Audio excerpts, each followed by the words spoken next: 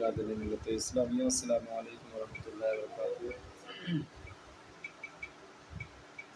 الحمدللہ رب العالمین والعاقبۃ للمتقین والصلاۃ والسلام علی سید المرسلین، اما بعد فاعوذ باللہ من الشیطان الرجیم، بسم اللہ الرحمن الرحیم۔ ولا تتمنوا ما فضل اللہ به بعضکم علی بعض للرجال نصیب مما اکتسبوا وللنساء نصیب مما اکتسبن واسألوا اللہ من فضلہ ان اللہ کان بکل شیء علیما۔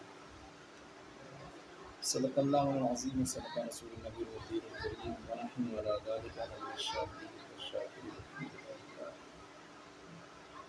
حضرات محترم، اللہ رب العزت قرآن مقدس میں ارشاد فرماتا ہے وَلَا تَتَمَنَّوْا مَا فَضَّلَ اللَّهُ بِهِ بَعْضَكُمْ عَلَى بَعْضٍ لِلرِّجَالِ نَصِيبٌ مِّمَّا اكْتَسَبُوا وَلِلنِّسَاءِ نَصِيبٌ مِّمَّا اكْتَسَبْنَ وَاسْأَلُوا اللَّهَ مِن فَضْلِهِ إِنَّ اللَّهَ كَانَ بِكُلِّ شَيْءٍ عَلِيمًا۔ یعنی اس کا سیدھا سادہ ترجمہ یہ ہوا، اور اس کی آرزو مت کرو جس سے اللہ عز و جل نے تم میں ایک کو دوسرے پر بڑائی دی، مردوں کے لیے ان کی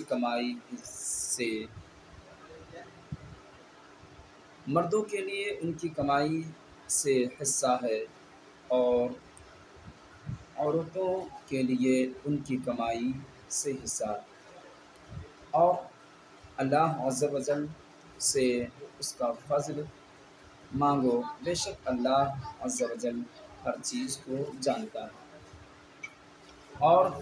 اللہ رب العزت آگے ارشاد فرماتا ہے وَمِن شَرِّ حَاسِدٍ إِذَا حَسَدَ، تم کہو میں پناہ مانگتا ہوں حاسد کے شر سے جب وہ حسد کرتا ہے۔ حضرات محترم،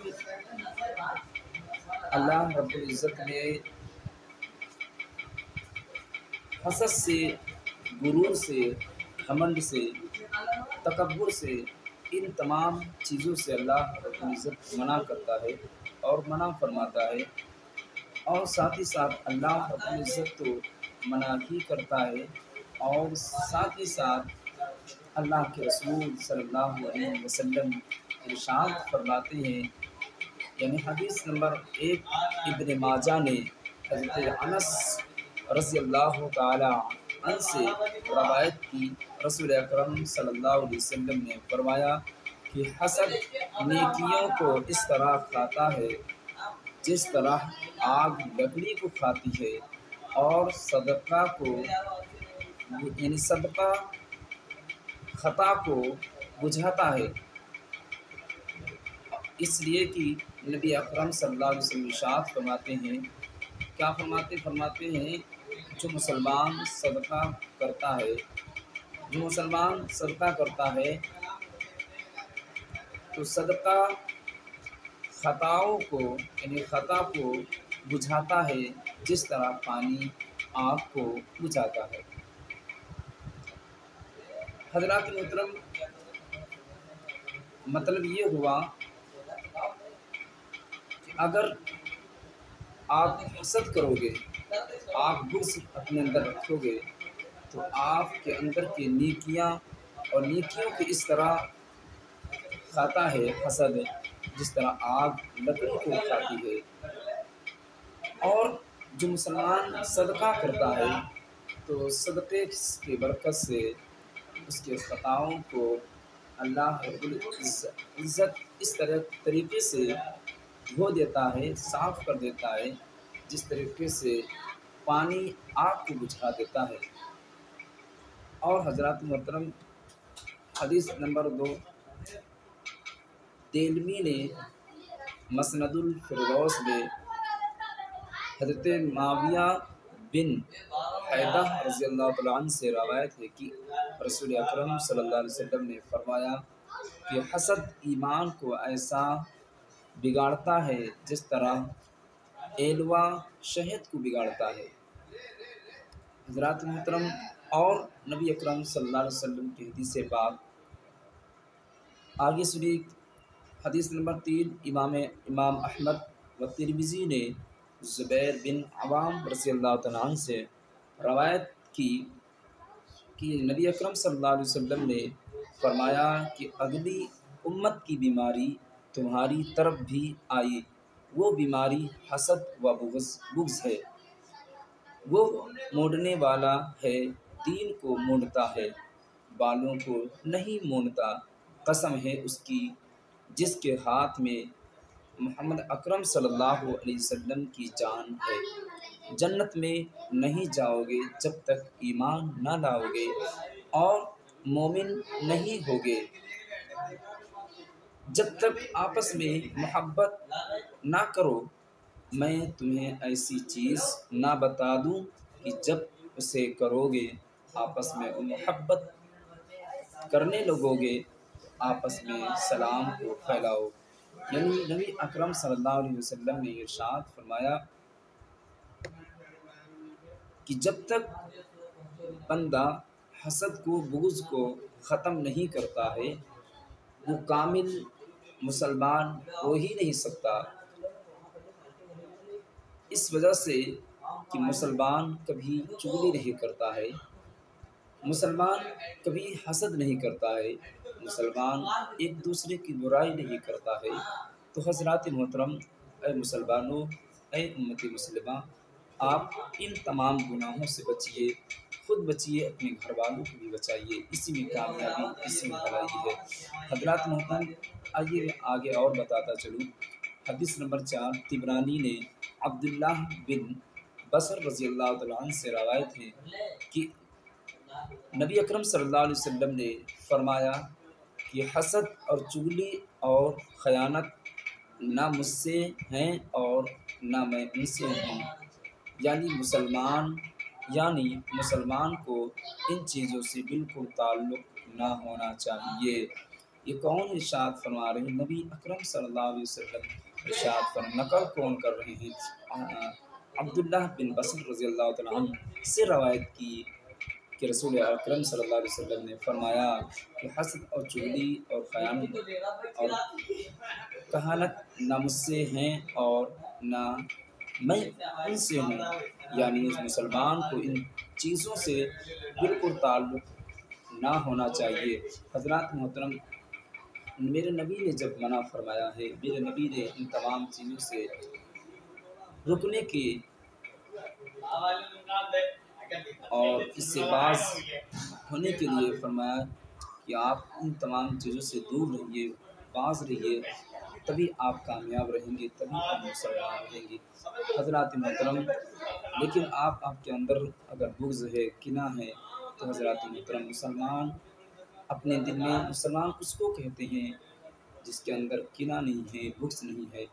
حسد نہیں ہے، وہی مسلمان اچھا کامل مسلمان کہلاتا ہے۔ اور میں آپ کو بتاتا چلوں کہ حدیث نمبر 5 میں صحیح بخاری میں ابو ہریرہ رضی اللہ تعالیٰ عنہ سے مروی کہ رسول اکرم صلی اللہ علیہ وسلم نے فرمایا آپس میں نہ حسد کرو، نہ بغض کرو، نہ پیٹھ پیچھے برائی کرو، اور اللہ عز و جل کے بندے سے بھائی بھائی ہو کر رہو۔ یعنی نبی اکرم صلی اللہ علیہ وسلم ارشاد فرمایا کہ آپس میں نہ حسد کرو، نہ بغض کرو، نہ پیٹھ پیچھے کسی کی برائی کرو، اللہ عز و جل کے بندے بھائی بھائی ہو کر رہو۔ نبی نے فرمایا کہ آپس میں ایک دوسرے کے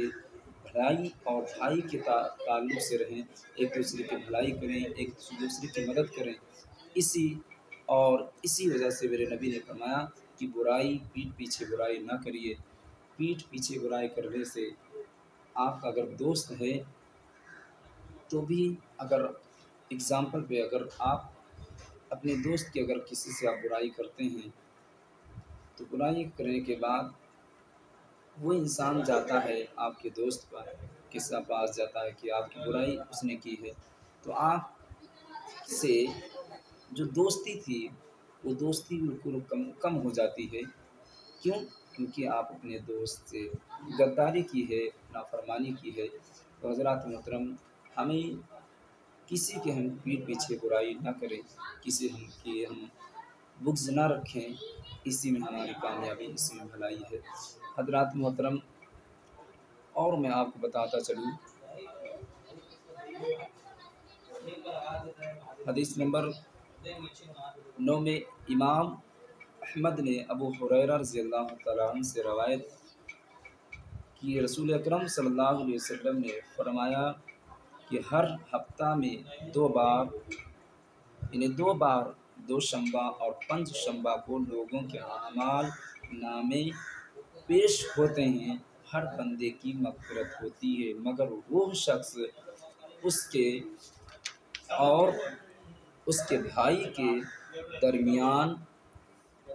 یعنی عداوت ہو، ان کے متعلق یہ فرماتا ہے کہ انہیں چھوڑ دو اس وقت تک کہ باز آ جائیں۔ حضرات محترم، تو ہمیں تمام گناہوں سے اور تمام حسدوں سے بچنا چاہیے، تبھی ہم کامیاب رہیں گے، تبھی ہم اچھے بھی بنیں گے اور اپنے گھر کو بھی اچھا بنا سکیں گے۔ اور آگے نبی کی حدیث ہے کہ طبرانی نے اسامہ بن زید رضی اللہ تعالیٰ عنہما سے روایت کی، رسول اکرم صلی اللہ علیہ وسلم نے فرمایا کہ 2 شنبہ اور پنج شنبہ کو اللہ تعالیٰ کے حضور لوگوں کے اعمال پیش ہوتے ہیں، سب کی مغفرت فرما دیتا ہے مگر جو 2 شخص باہم عداوت رکھتے ہیں اور وہ شخص جو قطع رحم کرتا ہے، یعنی اللہ رب العزت اس کی مغفرت نہیں کرتا، اللہ رب العزت اس کی مغفرت، اس کے خطاؤں کو نہیں معاف فرماتا جب تک دونوں آپس میں مسلمان ایک دوسرے کی جو بغض تھا وہ جب تک وہ ختم نہیں ہوگا، جب تک وہ دونوں آپس میں ایک میل محبت نہیں رکھیں گے، آپس میں جو بغض تھا وہ ختم نہیں کریں گے، اللہ رب العزت ایسے بندے کی مغفرت نہیں ہو سکتی، نہیں ہوگی۔ حضرات محترم، اور اگر بغض تھا اور اس کے بعد پھر آپس میں میل محبت کر لیا، سلام دعا کر لیا، تو اللہ بھی خوش ہو جاتا ہے اور اللہ کے نبی اکرم صلی اللہ علیہ وسلم بھی خوش ہو جاتے ہیں، اور یہیں تک نہیں بلکہ وہ بندہ بھی خوش ہو جاتا ہے کہ ہم جس سے بغض رکھا تھا وہ ہم سے کتنا محبت کرتا ہے، یعنی میں اس کی برائی کیا لیکن پھر بھی وہ ہمارے ساتھ ہو گیا تو وہ بھی خوش ہوا۔ اب بتاؤ مسلمانوں، کتنا فائدہ ہے آپ کہ ہاں اگر میل محبت سے رہو گے تو اللہ بھی خوش ہو جائے گا اور اللہ کے رسول بھی خوش ہو جائیں گے، اور جب دونوں خوش ہو جائیں گے تو آپ یہاں بھی کامیاب ہو جائیں گے اور کل بروز قیامت کے دن بھی کامیاب ہو جائیں گے، اور یہیں تک نہیں بلکہ آپ جب ہم قبر میں جائیں گے تو وہاں بھی کامیاب ہو جائیں گے۔ لیکن حضرات محترم، آج ہمارا یہ حال ہو چکا ہے، آج کا دور اتنا خطرناک ہو چکا ہے کہ آج مسلمان بھائی کا نہیں ہو رہا ہے، آج مسلمان ایک دوسرے کی برائی کرتا نظر آ رہا ہے، پھر کہتے ہیں حافظ صاحب ہم پریشان ہیں، حافظ صاحب بہت پریشان حالت میں پڑے ہوئے ہیں۔ حضرات محترم، یہ اور کچھ نہیں بلکہ یہ بغض ہی ہے، یہ حسد ہی، یہ کینہ ہے، اور مسلمانوں کو ان تمام حسدوں سے، ان تمام بغض سے، ان تمام کینہ سے بچنا چاہیے، تبھی ہم یہاں کامیاب رہیں گے اور وہاں بھی کامیاب رہیں گے۔ اللہ سے دعا کرتا ہوں کہ ہم سب کو تمام خطاؤں سے اور تمام حاسدوں کے سے بچنے کی توفیق عطا فرمائے، اور اللہ سے دعا کرتا ہوں کہ ہم سب کی تمام خطاؤں، چھوٹی بڑی خطاؤں کو اللہ رب العزت سے دعا کرتا ہوں تمام خطاؤں کو معاف عطا فرمائے، اور اللہ سے بھی دعا کرتا ہوں کہ ہم تمام امت مسلمہ کی، ماں بہنیں بیٹیوں کی اور ہم سب کی جان مال ایمان عزت و آبرو کی حفاظت عطا فرمائے۔ اللہ سے بھی دعا کرتا ہوں کہ ہم تمام امتی مسلمہ کے اوپر اپنا خاص نظر کرم، نظر عنایت عطا فرمائے، اور اللہ سے بھی دعا کرتا ہوں کہ اللہ ہم تمام امت مسلمہ کو آپس میں بھائی چارہ کے ساتھ زندگی بشر کرنے اور کاٹنے کی توفیق عطا فرمائے۔ السلام علیکم۔